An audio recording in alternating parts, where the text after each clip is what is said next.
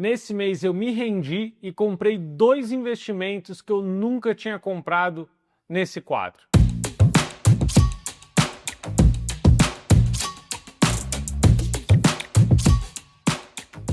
Olá, sejam muito bem-vindos para mais um vídeo do meu quadro favorito, o Caminhada Milionária, onde eu invisto todos os meses até chegar ao primeiro R$ 1.000.000.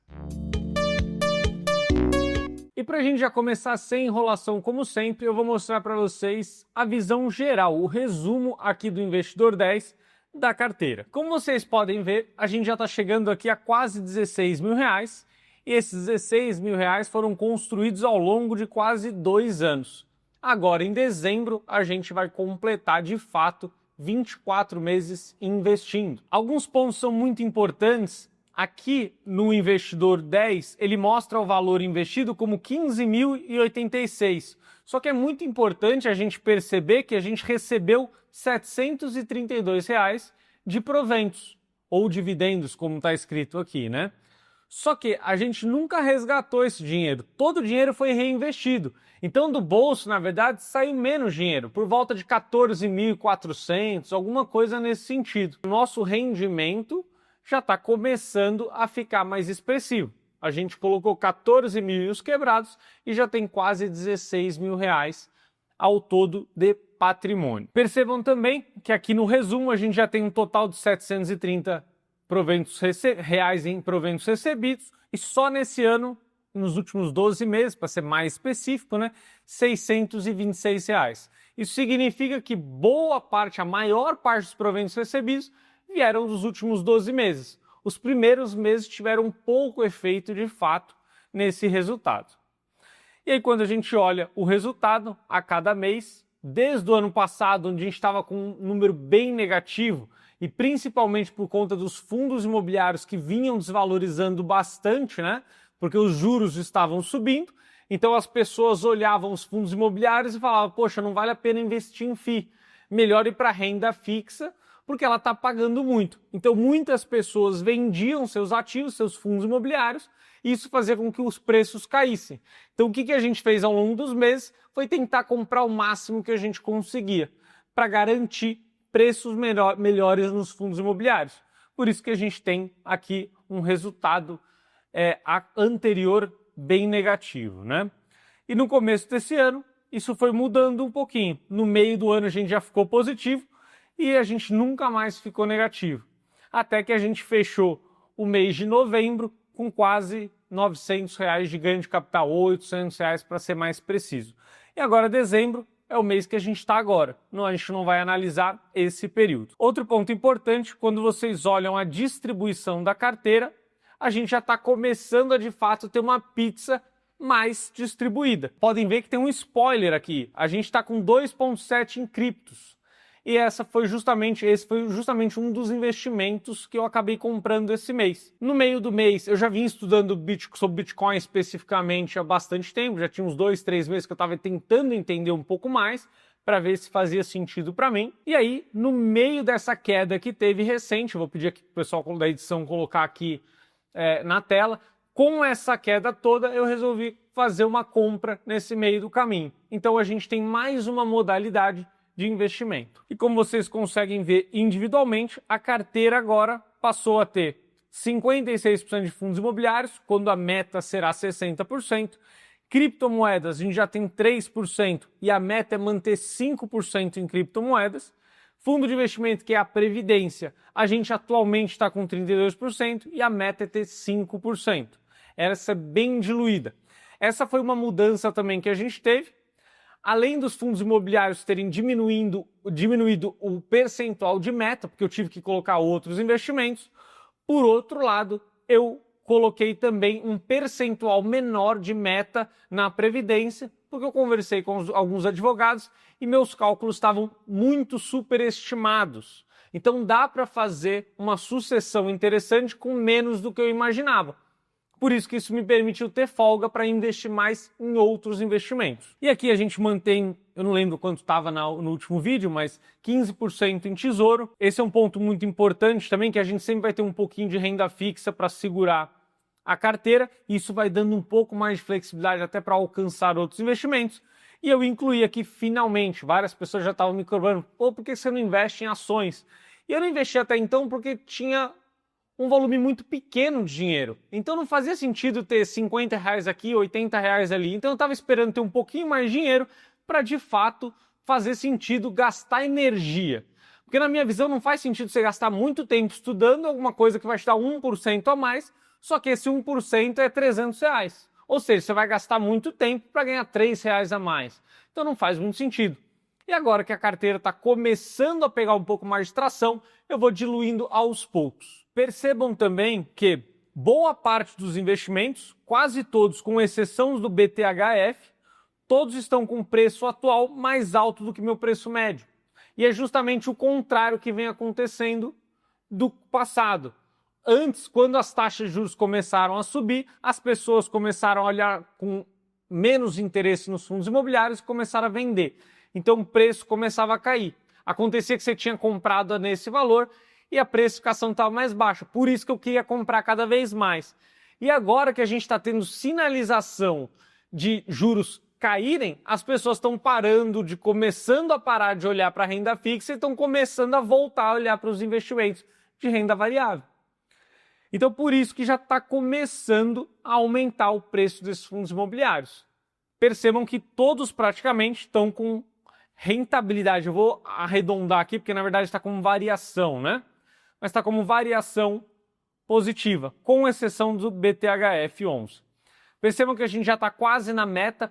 Fundo imobiliário vai ser um percentual, vai sempre ter um percentual muito forte da carteira, porque eu preciso de renda constante, por conta dos consórcios que são meu principal investimento, a principal forma de construir patrimônio no meu perfil. E se você quiser entender como funcionam os investimentos com consórcios, eu vou deixar aqui na descrição o MCPC, o Manual de Construção de Patrimônio com Consórcio, onde você consegue aprender todos os detalhes sobre como fazer dinheiro com consórcio e não cair em ciladas. A parte de criptomoedas eu vou comentar aqui rapidamente com vocês o porquê, o que me fez comprar criptomoeda.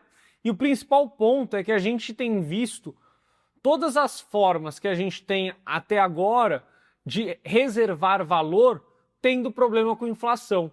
Então, quando você olha o dólar, por exemplo, desde a década de 70, onde o dólar foi desassociado ao ouro, e para quem não sabe, utiliza-se uma moeda, na verdade, ou utilizava-se, né, para ser mais específico, para facilitar as trocas que se tinha em ouro. Então, por exemplo, o governo tinha um valor reservado em ouro, então ele emitia o equivalente disso em moeda, no caso em dólares, para facilitar que as pessoas não precisassem andar com 1 quilo de ouro no bolso. Então você anda com moeda, é mais fácil. Só que na década de 70 isso foi desvinculado e você pôde imprimir cada vez mais dinheiro. Se todo mundo passasse a ganhar R$ 10.000 a mais por mês a partir de amanhã, porque tem mais dinheiro no mercado, por exemplo, o iPhone não custaria o preço que ele é hoje. Ele custaria bem mais. Porque se ele custasse o mesmo que é hoje, todo mundo ia comprar e ia esgotar todo o estoque. Por isso que quando você desassocia a moeda do ouro, você dá uma carta branca para os políticos cada vez imprimirem mais dinheiro e como a gente vive numa democracia, você precisa imprimir dinheiro para que você consiga criar privilégios e criar benefícios. Isso garante, infelizmente, garante muitos votos. Então, dificilmente você vai ver um governo que realmente corta gastos e pensa no equilíbrio fiscal. Por isso que há muito tempo eu vim estudando essa questão de como que a gente entendia alguma forma de preservar valor. E aí você pode me perguntar, poxa, mas por que você não compra ouro? O ouro tem o mesmo problema. Quanto mais a tecnologia avança, mais você consegue escavar ouro que antes era inacessível, seja numa profundidade maior, por exemplo, e aí você tem mais oferta de ouro sendo inundada. Por conta disso, a gente também tem uma pressão que faz com que o ouro se desvalorize, porque cada vez a gente consegue escavar mais, cada vez a gente coloca mais no mercado e cada vez isso faz com que ele valha menos. E o que me chamou a atenção do Bitcoin é justamente ele ter um número finito. Então terá apenas 21 milhões de Bitcoins e será um recurso totalmente escasso. Outro ponto que me chamou a atenção é que o número de usuários, se a gente comparar a época que começou-se a utilizar a internet contra Bitcoin, a gente está num uso de Bitcoin equivalente ao que era a internet na década de 90. Então isso está num momento muito no começo ainda, muito no princípio. Isso me chamou a atenção. Mas perceba, a gente está falando aqui de um percentual de 5%. É uma forma de reservar valor e se isso realmente emplacar e valer muito mais dinheiro, eu terei uma grande valorização. Se por algum motivo isso for para o buraco, tudo bem, foi apenas 5%. Outro ponto que me chama a atenção, Bitcoin não gera renda, pelo menos não de forma direta. Então isso não me atrai tanto no meu quesito de carteira como um todo. Por isso que aqui a gente está limitando a 5%. E seguindo a lógica aqui, a gente está com 32% na carteira com relação à Previdência. Lembrando que a Previdência tem um fator aqui de sucessão apenas na minha carteira. A ideia é que se eu morrer, minha esposa recebe esse dinheiro sem entrar pelo inventário e ela consegue ter o dinheiro para fazer o inventário do resto do patrimônio e seguir a vida. E nesse caso aqui, a gente tem uma previdência de renda fixa, justamente porque a ideia é ter um colchão de segurança. Eu não quero volatilidade, ou seja, variação do patrimônio nesse dinheiro aqui. E está com 32% porque o aporte mínimo era R$200. Então, como eu comecei investindo R$500 por mês, R$200 representavam 40%. E agora, conforme a gente for aumentando os aportes, a gente não vai aumentar da mesma forma o aporte em previdência. Então isso vai fazer com que cada vez mais seja diluído. E eu mudei para 5% por conta de uma conversa que eu tive com um amigo advogado que me atualizou sobre os custos de inventário. Agora, indo para a parte de tesouro aqui, eu coloco um pouco de renda fixa e eu coloco de tesouro direto porque eu pessoalmente não gosto muito de crédito privado. Que é você emprestar dinheiro para banco, para empresa, seja através de um CDB, uma LCI, uma LCA, uma debênture, que são formas de você emprestar dinheiro para as empresas, justamente por questão de risco. Na minha visão, não faz sentido você emprestar dinheiro para um banco pequenininho para ganhar 105% do CDI, quando você consegue ter o risco zero, o risco soberano no Brasil, rendendo quase a mesma coisa. Então a ideia aqui é ter um dinheiro muito seguro e com um comportamento de uma renda fixa normal. Lembrando que dentro do Tesouro Direto você pode comprar títulos de várias formas, né? Você pode emprestar dinheiro para o governo e ser remunerado de várias formas diferentes. E aqui a gente vai focar em distribuir essa carteira entre títulos pré-fixados, ou seja, eu já determino quanto eu vou ganhar nesse período todo, títulos pós-fixados, que é aquele que vai seguir a Selic, por exemplo, e também títulos mistos, que vão me dar a inflação, que é o IPCA, mais um tanto pré-fixado. Importante, se você não sabe e não entende bem sobre essa questão da renda fixa, muito cuidado para investir nesses que têm uma parte ou que são pré-fixados, porque eles podem sim ter uma variação de preço bem grande, principalmente para títulos muito longos. Ou seja, dá para perder dinheiro investindo no Tesouro Direto, ou através do Tesouro Direto, melhor dizendo. E por fim, eu já incluí aqui a carteira de ações. A meta vai ser chegar a 15% da carteira total em ações. E aqui eu já antecipo um pouco sobre o perfil que eu busco. Eu busco empresas que são consolidadas, principalmente as que são mais fortes nos seus segmentos, que tenham um fluxo de pagamento de dividendos, porque eu gosto da ideia de você receber os dividendos, e mesmo que não pague todos os lucros da empresa, porque é importante que a empresa tenha caixa para reinvestir. E eu vou focar também em setores muito perenes, que são sólidos, constantes e que não tenham muita surpresa. Eu tenho um perfil muito conservador, por isso eu vou seguir dessa forma. Inclusive eu já vou mostrar para vocês a primeira ação que eu comprei aqui nos próximos minutos. Seguindo aqui, a gente tem também a nossa parte de proventos, o que a gente recebeu no mês passado, de novembro, né? A gente fez a compra, já tinha passado a data com, que é a data que você precisa ser dono dos títulos para receber o aluguel daquele mês, né? Então, os títulos que eu comprei no mês passado, os aluguéis ainda foram para o antigo dono das minhas cotas. Por isso que vocês vão ver que o valor ficou exatamente o mesmo. A gente já está com uma média mensal de R$ 52. E se vocês olharem aqui, nos primeiros meses a gente estava com 25, 30, 40 reais. Então, cada vez mais esse número vai ser mais forte. E a gente já está com previsão aqui de receber R$ 24. Quando a gente olha receber, o HGLG, que vai pagar os nossos primeiros dividendos, né, porque a gente comprou recentemente, e o KNRI, a gente já vai receber R$ 24,00 desses dois fundos imobiliários. Se a gente olha no acumulado anual, a gente tem que a gente já vai receber R$ 580 esse ano contra R$ 170 do primeiro ano. Cada vez mais evoluindo toda essa carteira. E por fim, quando a gente olha a rentabilidade de todo o período, a gente tem que a gente está um pouco acima da inflação, 4% aproximadamente acima da inflação. E a gente está perdendo um pouco do CDI. Um pouco não, a gente está na metade do CDI, né? Por outro lado, quando a gente olha esse ano, a gente está conseguindo ter uma rentabilidade bem mais forte do que o CDI.